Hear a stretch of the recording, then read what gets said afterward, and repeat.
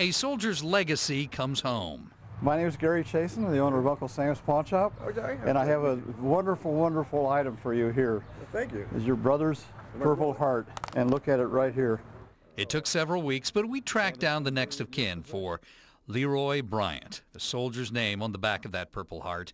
This is the only known picture of him, a 23-year-old Columbus soldier taken prisoner during an intense battle of the Korean War in February 1951.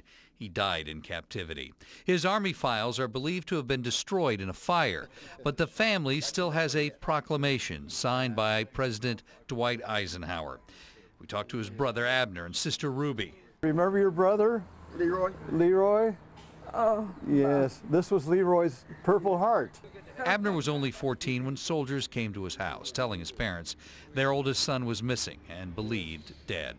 I do remember when we lived on 12th Avenue in American Edition. And when 12th Avenue and American Edition? Yeah, American Edition over there. And people from Fort Hays came out there.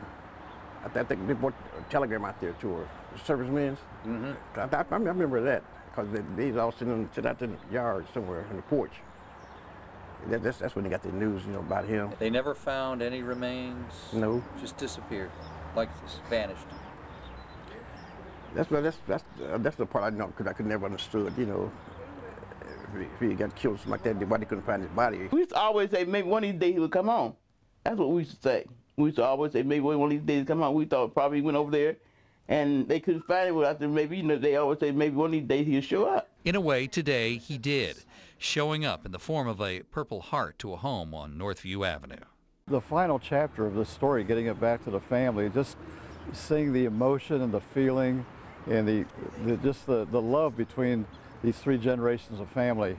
And unfortunately, it was stolen from them, and to get it back just made me feel real good too. In Columbus, I'm Mike Bowersock, NBC4.